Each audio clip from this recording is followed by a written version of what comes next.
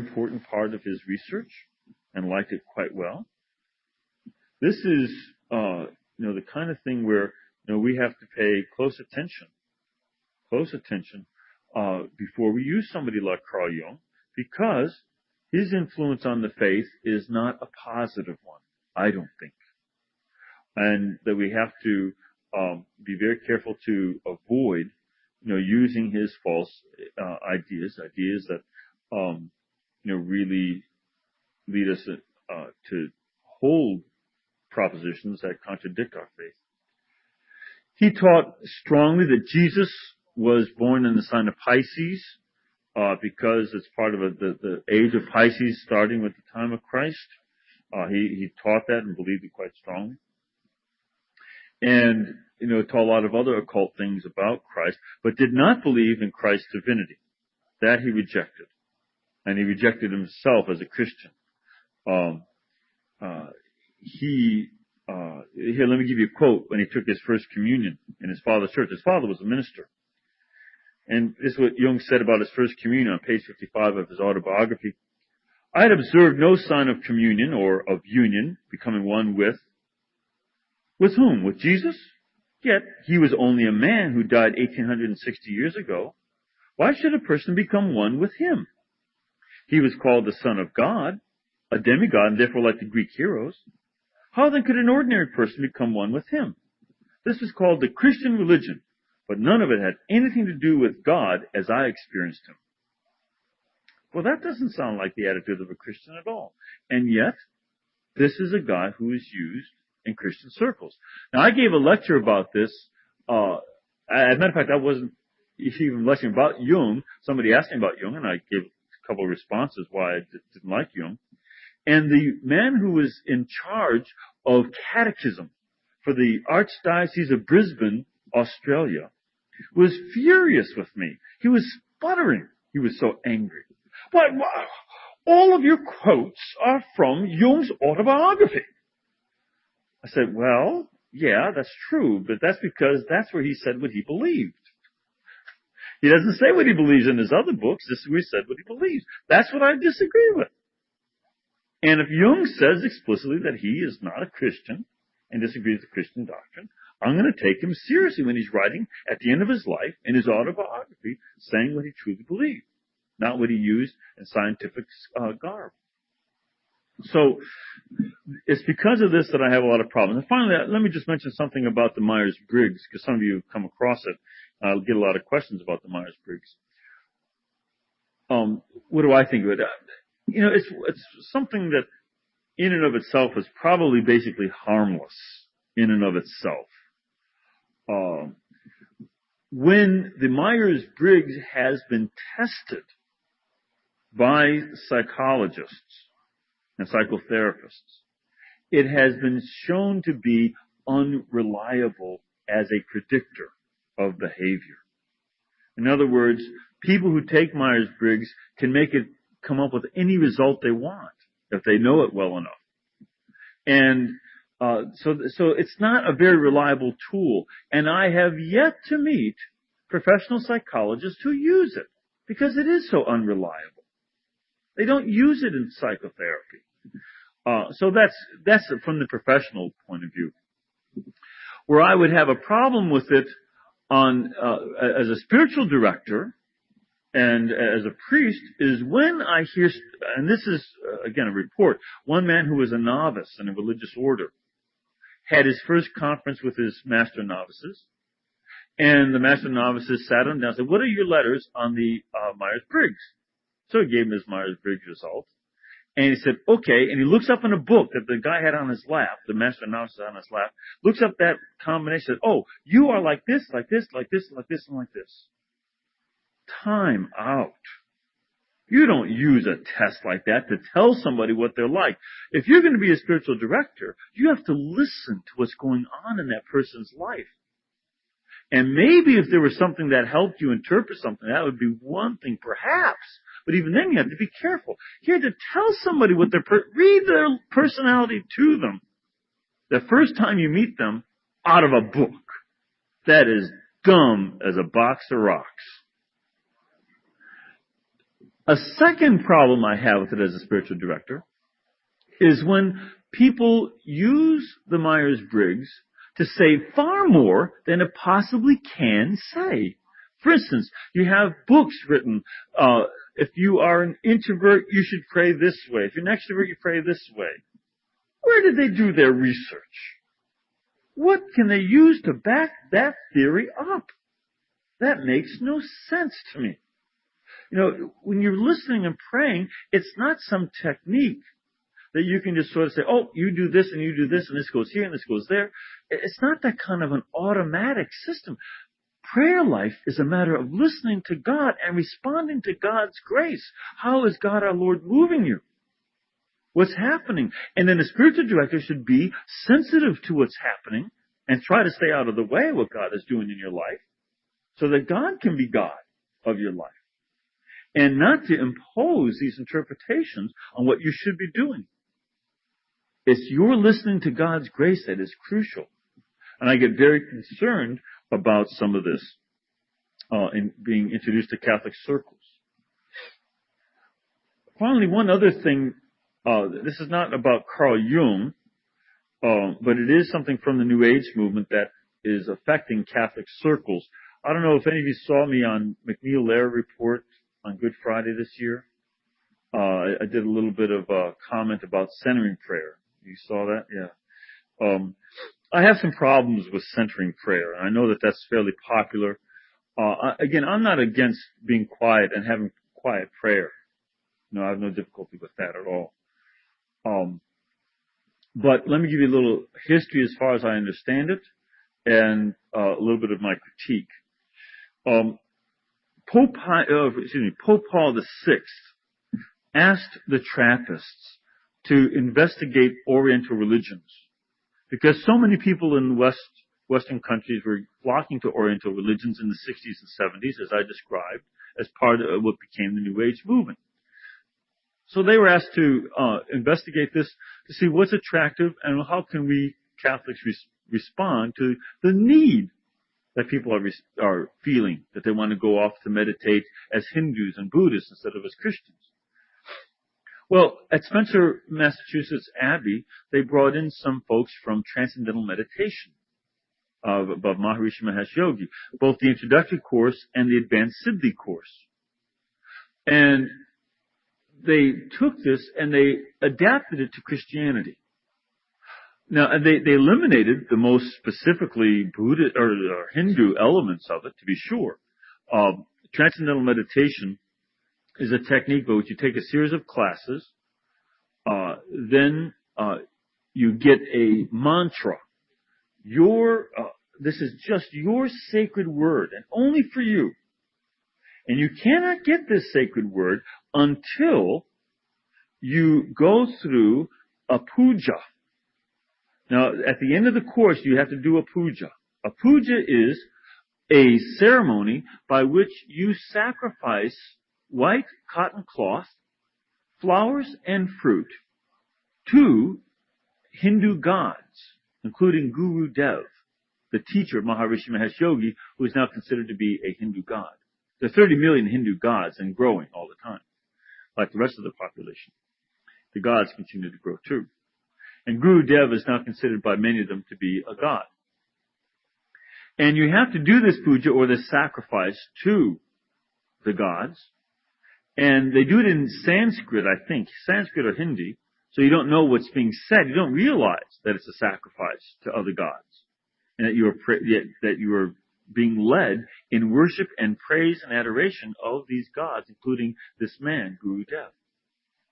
And I can prove that because there's an organization called TMX by ex-Transcendental Meditators who have translated the puja. And I got a copy from them of how it goes. So it's clear that this is a false sacrifice, and any Catholic or any Christian or Jew who participates in such a puja is breaking the first commandment. We may not worship any other gods but the one true God. So it's a very serious sin to participate in that puja, and yet the Transcendental Meditation people won't give you your sacred word unless you do. Now, the Trappists eliminated that because they knew that that was off base. So there's none of that to do with centering prayer at all. That's all gone from centering prayer. But what they, and also just to let you know, the sacred word, the mantra that only is yours, that is not only yours. What they did is they gave it to people according to their gender and their age. So women of a certain age group all got the same mantra. Men of a certain age group all got the same mantra. It had nothing to do with you just getting your personal sacred word. There was just a list that they gave you by gender and age. So that was just nonsense. But the Trappists also eliminated giving a Hindu mantra, transcendental meditation, get into a comfortable position, not necessarily a lotus position, just a comfortable position where you can then take that word and, along with your breathing, repeat that word again and again. And the goal of centering prayer is to empty your mind as a way to prepare you for, meditation. Though sometimes they say that it is your prayer and meditation. They're not consistent on that. Well, I have a problem with that. When the apostles asked our Lord to, teach us how to pray, our Lord never said, empty your brain. He never said, empty your mind. He never taught that any place. This is something that the Trappists have gotten not from the Bible or from Christian tradition, but from transcendental meditation and yoga in general. Their goal is to empty your mind. That's not our goal. Christian prayer is not to seek some state of consciousness where your mind is empty. You're trying to seek the fullness of Christ. That's the goal of Christian prayer, Christ's fullness. And so I have a major problem with that approach. Also, I'm concerned at times. I think Abbot Thomas Keating has changed some of his teaching on this. But one of my other concerns about it is I'm not sure where they see the role of God's grace in prayer. Originally, it didn't have much of a place. Now, Abbot Keating is talking more about the role of God's grace, and God has given you grace to pray. But we have to keep in mind that that prayer is a result of God's grace. Prayer is not some technique by which we can control our relationship with God. Prayer is a listening to God and a responding to His loving grace. And that God is the one who takes the initiative. God is the one who, treats us as His beloved and seeks us out. And we are to respond to Him. We respond by His grace. So I'm very concerned about that element as well. Not being very clear in the centering prayer process. I'm also concerned that the technique learned from transcendental meditation, like transcendental meditation, is a form of self-hypnosis. And that there's a confusion of a natural ecstasy with spirituality. Christian spirituality is not something that you do by self-hypnosis. It's something that, again, is response from God's grace. And I'm very concerned that people are using this as a means to, induce a certain trance-like state that feels very comfortable, but is not necessarily Christian prayer. Christian prayer is not a focus on some state of consciousness. It's a relationship with the three-personal God, the tri-personal God. And that it's going to have an inherently personal relationship element to it, not a state of consciousness. And I think that is something that we have to keep very key. Now, many people who are practicing centering prayer are focusing on Christ. That I have no problem with. But when they say have no thoughts, have no emotions, hold on to no thought even about Christ, then I have a problem. I want Christ to fill my mind and my heart when I pray. I want Him to become the focus of my life. That's the goal of my prayer. Union with Him, not emptiness. And I don't think we should confuse it with Lectio Divina, which was a medieval form of prayer where you took a small verse of scripture and kept on repeating it. Not to empty your mind, but to unite your mind and your heart with Christ. Our Lord didn't give us a mind to say, go ahead and use your mind except when you're with me. You know, put it on the shelf when you come to me, but everybody else can use their mind. That's not true. And again, I'm not trying to say that, the essence of prayer is thinking either, that it's all, cogitating and it's doing theology. It's not that, but we don't disengage our mind. By not having any thoughts, they would have no thoughts at all. Have your mind completely empty. That's typical of Oriental religion, because the goal of Oriental religion is to become empty and realize the illusion of your life and how you are part of the one being. It's only when you're empty that you're part of the oneness and that you should cease to exist. That's a goal of Hinduism. That's not a goal of Christianity at all. Again, our goal is union with Christ. And finally, in terms of my critique of it, long-term, let me start off with this. There are studies by transcendental meditation proponents which say that use of transcendental meditation leads to more creativity. However, there are also about 85 psychological studies by independent psychologists which show that long-term use of transcendental meditation, 6 months and more that is, brings on depersonalization, dissociation from your personality, and clinically psychological depression. Long-term use of TM leads to these results in 85 different studies showing depression and depersonalization as the result. Will the same thing happen with, as a psychological response to centering prayer? I don't think there have been any studies on it. And I don't know. But if it happens with TM, why wouldn't it happen with centering prayer? I want to know. Well, if there's a difference, what is the difference and why? But I think that this is something I have to be very careful of and not get carried away and off into other things. Okay? All right. Let's take just a stretch break. If you need to, take a minute or two to go to the restroom, and then, let's just take a 3-minute break, and then we'll do questions and answers. Okay?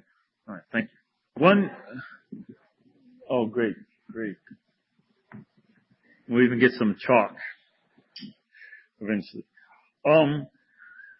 Is there any influence of Carl Gustav Jung in the feminist theology? Again, you have to keep in mind, feminist theology is all over the place. There's no one set of doctrine. There's quite a few different doctrines, and some feminists are strongly influenced by Jung. Others will also take apart the word therapist and they say, you know what that really means? The rapist. If a guy committed rape, then he's a rapist. But if he's a therapist, he's not a rapist. You can go to him or not. You don't have to go to see a therapist.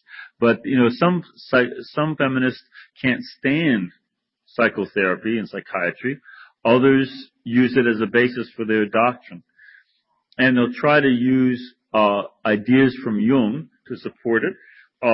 But also keep in mind that they'll use ideas from pseudo-history. For instance, I'll give an example.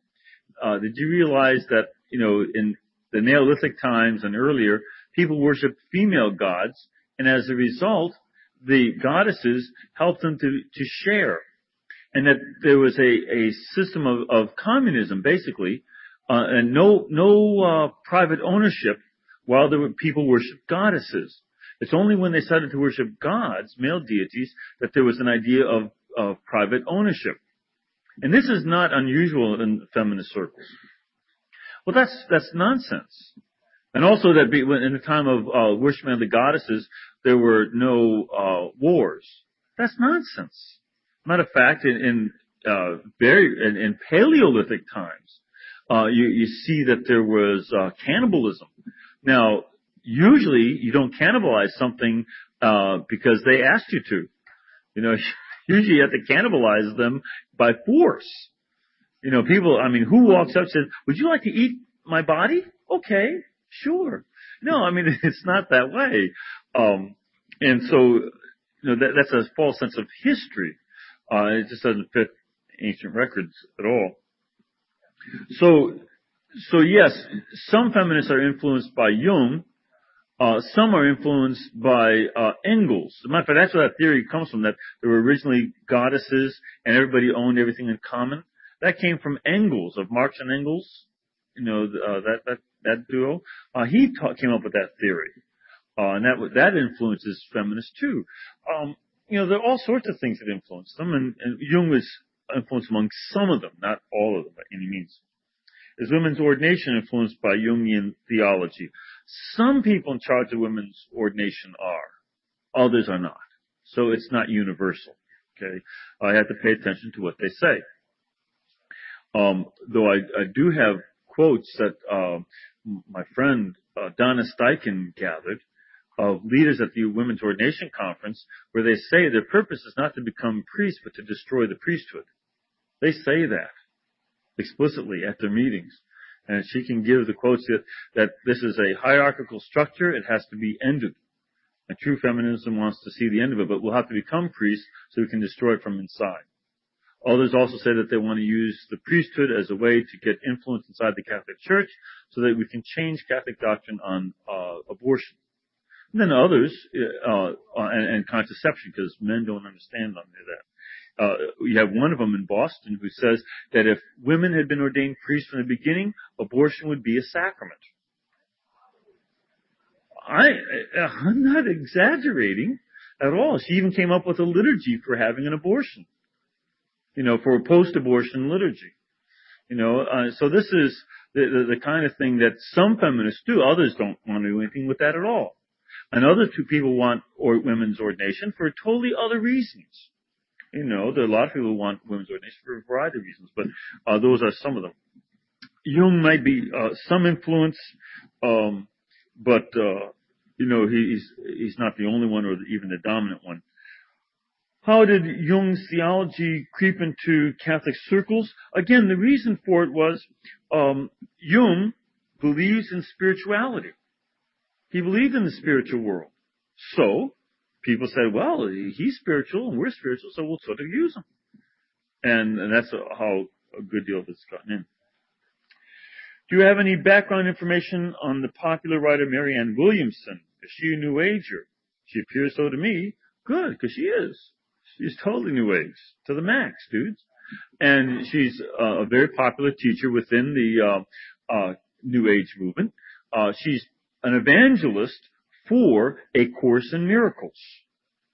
And she has dozens of tapes and a couple of books, 2 or 3 books, evangelizing this book, Course in Miracles. And Marianne Williamson is very New Age in what she's doing. And we talked about Course in Miracles last night. And this is something on centering prayer. What if someone believes it's a grace received from God to prepare themselves for prayer by centering?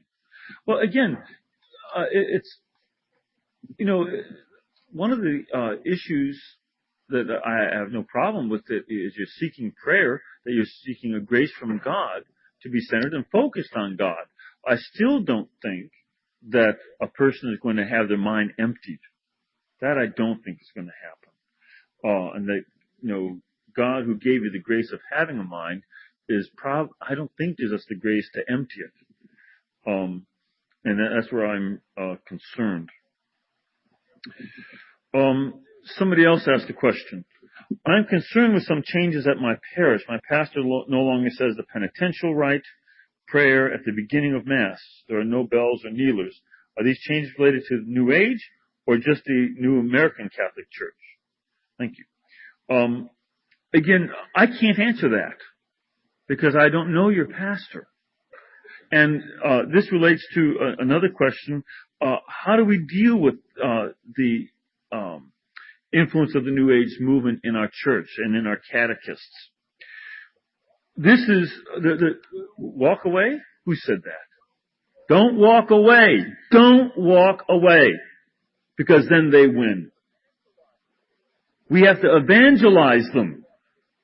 We don't want to walk away from them. We want to convert them to the Catholic faith. And if you walk away, you can't do that. Now, there might be times, first thing that you need to do with your pastor, who's, say, making changes, getting rid of the kneelers and things like that, it's important to ask and try to do this with as much openness as possible. Why are you doing this? Ask them why you're doing this. Find out what he's thinking and why he's thinking it. That's the first step. I don't know why he's doing it. And assume that you don't either. I may have some ideas about it, but try not to impose what you think he might be thinking, but listen to what he says about his reasons. Ask them to explain the reasons. Same thing with the catechists. If they're teaching, the kids to, like I've seen, to become leaves, and imagine that you're a leaf when you pray. Ask them, why are you doing that? Then you also can start to get the reasons. In general, as you get them to talk about what they're doing and why they're doing it, as you get them to describe it in as much as possible, usually they will give you plenty of rope to hang them with. The more you know about their reasons, the more you can do this. For instance, one thing that I complained about at chapel where I attend, usually where I just go to pray, actually, is, they for Lent, a liturgist came and took out all the water from the holy water fonts and put sand in there. And I said, now what am I supposed to do with this? Do you want me to make a mess on your floor and make the sign of the cross with sand? You're going to have piles of dirt all over your floor. Why did you do this? And he said, well, does it make you upset? I said, no, it's just stupid. I said, oh, I thought if you were upset, then you should go back and pray about it. But I said, no, it doesn't make me upset. It's just stupid. I don't know what to do with this. This isn't part of our tradition. This isn't Catholic. In the Triduum, from Holy Thursday Mass until the blessing of water on the vigil, then we don't have any holy water, but not for all of Lent. And we certainly don't put dirt in the holy water font. We leave it empty. That's what our liturgy is. And I said, you really need to rethink this. And then I went to those who were in charge, and I got them to at least put one holy water font with water in it. Because I asked a bunch of people, do you like this? You like this? Well, nobody liked it, except the liturgist, because this is in the liturgy magazines. So they gave us back one holy water font anyway, and which people then went to. They wanted holy water. They want to bless themselves. They want to remind themselves of their baptism, not of their burial. So this was literally as dumb as dirt. Now, and by going to the people involved and finding out what they're doing and why they're doing it, you can make some changes sometimes. Now, not always. After you find that there's no hope for any change and that they just won't do anything, then walk and let them know it. But first of all, we have to try and convert them back to Catholicism. Ask them what's going on. Father, why are there no kneelers? I love to adore my Jesus. I love to bow down and kneel before him to the best of my arthritis allows me to do so. Why did you take away kneelers? Maybe you don't want to kneel, but the rest of us do. And it's not your church, Father. You are assigned here. We pay for the kneelers. We pay when you take them out. We pay when you leave and put them back in. You move on. And this is the kind of thing that we have to, say, wait a minute, what's happening here? Why? Ask them to explain themselves and to push it. And sometimes they don't want to, but there are a number of things you can do. Now, nothing to tell people, don't write the Pope. That's stupid. He can't do anything about it. You know how many parishes there are in the world? Think you're the only one with a kook for a pastor? You don't write the Pope. You write to his immediate superior. Or, in the case of, say it's a catechist, his or hers, or a principal of a school or whatever. You go to the person immediately above them. And you always keep a copy of your letters. Always. So that when the next person doesn't listen to you, you send them a copy of the first letters you wrote, any response that you got, and you send and you keep a copy of the second letter you write to the next guy. And all the way up the scale, you always keep copies and send every guy that you send higher up to, send copies of your previous correspondence.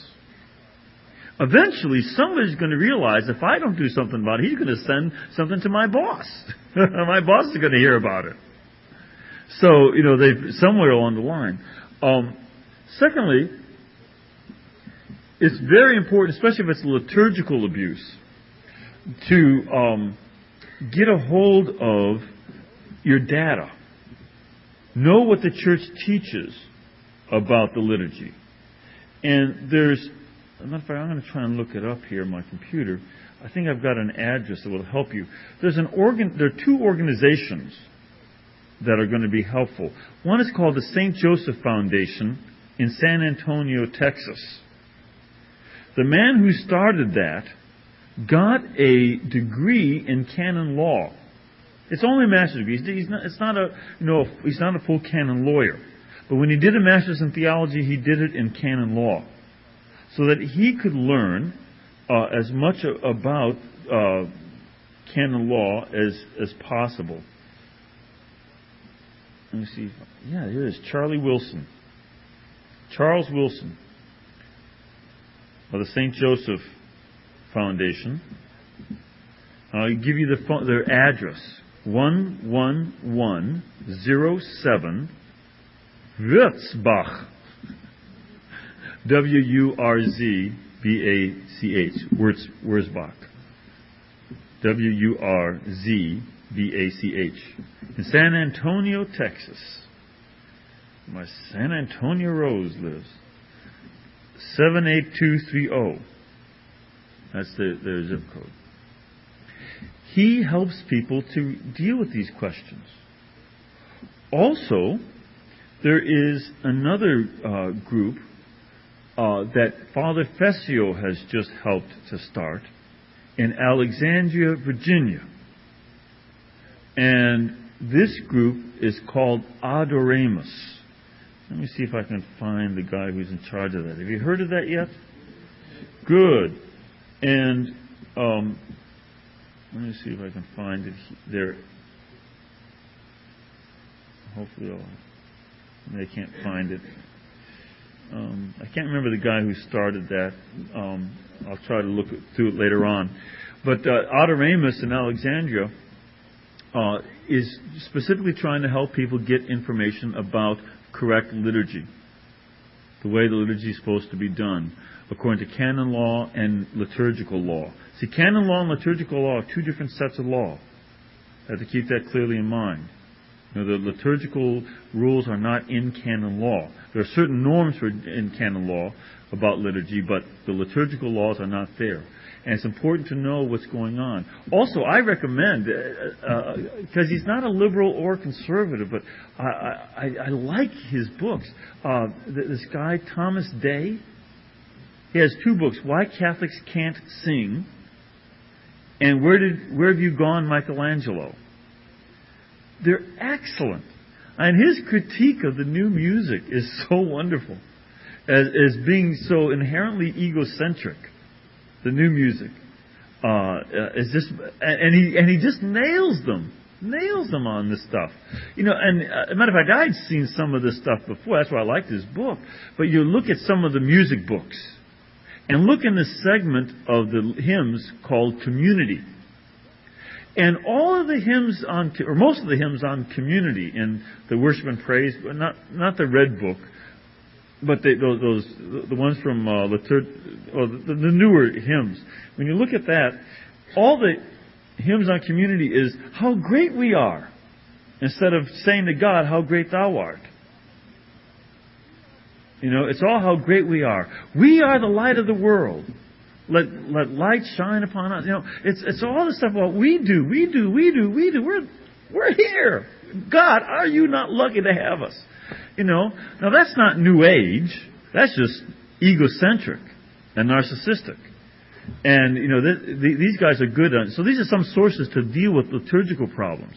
Now, in some cases, maybe a pastor is being kind of New Agey, but not necessarily. Not necessarily. It could just be that he's doesn't have faith in what Catholicism believes anymore. I don't know. But that's just guessing. You need to find out from the pastor, why do you do this? Sometimes the pastor is intimidated by a liturgist and is afraid to do what not to do what the liturgist says. They're just intimidated by the liturgist. Find out what's going on. And respond to it. And then try to get them to change first. That we want the Vatican II Mass. Yes, ma'am.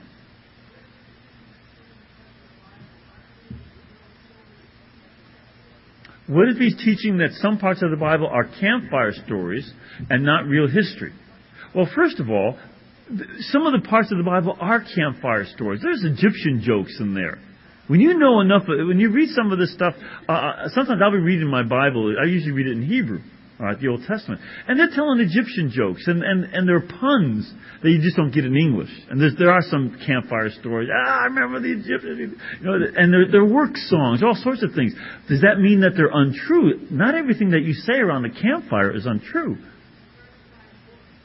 He said, okay, then the man is an ignoramus. He hasn't studied his biblical theology. All right? And anybody who looks at the first 5 books as a campfire story, again, there are some campfire stories in there, largely because all those people lived in tents. They all lived around a campfire. All right? That's where they told their stories. They didn't have anything except camps. Abraham, Isaac, and Jacob were campers. And God was a camper. Remember, the tent of meeting was a tent. And so there was all campfires. But, that doesn't mean... And there's also a wide variety of other literature in there. And that's not campfire literature by any means. And also to call it campfire literature is to say that it's to imply that it's of a vulgar or less literary quality. It's high quality literature. And if he's read any ancient literature besides the Bible, he'll see what a quality of difference it is. And if he knows any archaeology and other things, you'll see that it's not, nonsense. And this is absurd. So, oftentimes that's a factor of who taught him theology.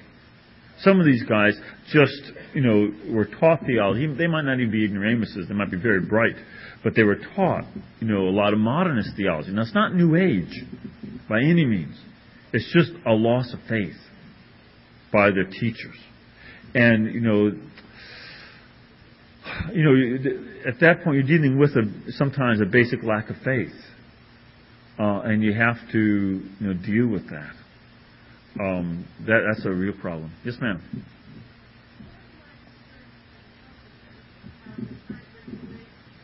Yes, mine too.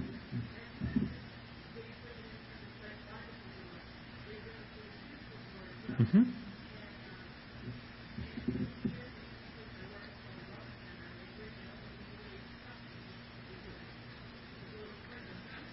Sure. Right. There are a number of New Age pseudo-therapies being brought in.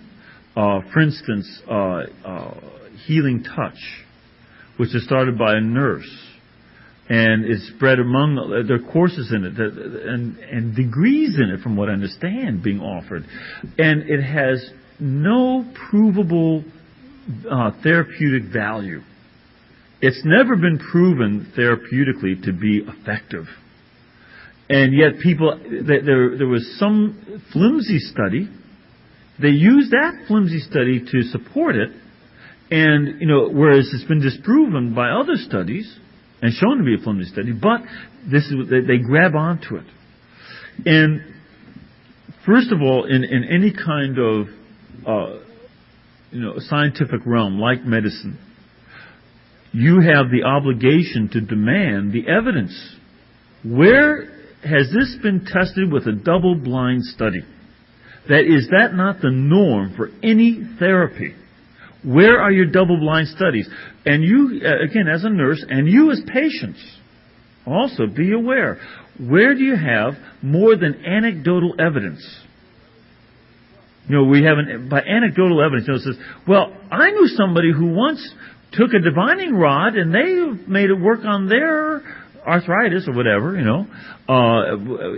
whacked themselves on the head with it and they felt better when it stopped, I'm just making something up, but that's, sometimes they're just as goofy. And you have to ask, those kind of scientific questions. Don't just say, well, I knew somebody who did it once and it worked. When I tried this, I mentioned I have arthritis, and I take this New Zealand green lip mussel extract. These people were all telling me this. I said, don't give me your heebie-jeebie medicine here. And I said, no, really, it works. It works. They promised it. And I said, I'll give it 24 hours. If it doesn't help me within that time, I have to go back to my medicine. I need to walk because I can't. And it worked. All right? And it continues to work. All right, fine. But I still don't know why it works. And my doctor, who is amazed because my RH factors are pretty high, and he keeps trying to make it hurt. I said, it doesn't hurt. You don't have any reaction. And there's no swelling. And I tell him what I use, and he says, well, we need to investigate this to find out why it works. I am 100% in favor of that. We should. That's science, and medicine should be science. New Agers, are in this dream world. Well, maybe this could work. And you just can't deal with that. And be careful. And as a nurse or a doctor or a patient, ask for the evidence of where are the double-blind studies to support this. And I think, as a nurse, where this stuff is being introduced, keep on challenging them for that. If you want, there's an article on healing touch in the Christian Research Journal. It's the cover article, I think, of this last winter. They're in Irving, California. Look up their phone number, and it's 714 area code, and they can get you an article on the critique of it from scientists. There's also a book called New Age Medicine by two doctors. In fact, for that, I can't remember the author of that, but if you look in my book in the bibliography, I have New Age Medicine listed in there, and that also has its own medical bibliography. It's a critique by doctors of New Age claims for acupuncture and crystal healing. Some of these people are trying to give crystal elixirs, where you take a crystal, put it in the water, and you get the essence of the crystals, and you drink that. One of the components of many crystals is arsenic. That's not good for your health. As I understand, call me crazy, but I don't think that arsenic is good for you. Maybe if you have enough, healing light energy that it doesn't bother you, but I don't believe it. I don't believe it. And, you have to be careful with this stuff. Some of it is actually dangerous. And, we have to take a look at the science involved. So that would be my response. And I read some of the New Age claims too, but it's when you look at them, it's every time it's anecdotal. Same thing with homeopathic medicine. Some of the homeopathic medicines may work, but not because of the reasons they give for it. There might be some other things in there. We've looked to home cures to help with a variety of things. For instance, even the use of camphor to heal aching muscles. They don't really know why it works. They have a couple of theories. They don't know for sure why that works. It might be that it causes enough burning that you forget about the other pain. Your body learns to forget the pain. That's one of the theories of why camphor works. And tiger balm and all that stuff that you put on, it might work just because the body, just like when you get an owie and your mommy kisses it and rubs it, when you hurt your knee and your mom rubs it when you're a little kid, it might be that rubbing of it takes away your pain from that, because your body nerves are focusing on having your mom rub your owie. Okay. Well, it might be the same theory, but they don't. There's a lot of stuff doctors don't know either. They just don't understand a lot of aspirin. Even how that works has just been recently studied to have some better ideas. They didn't know why. They just knew it worked. But and they showed that it did work. They didn't know why. Well, this is what we want to do with science. We don't want the New Agers to take over the science. Does that help? Yeah, and I think it's Roser did the book on New Age medicine. But look at my bibliography. Just flip through there, you'll see it.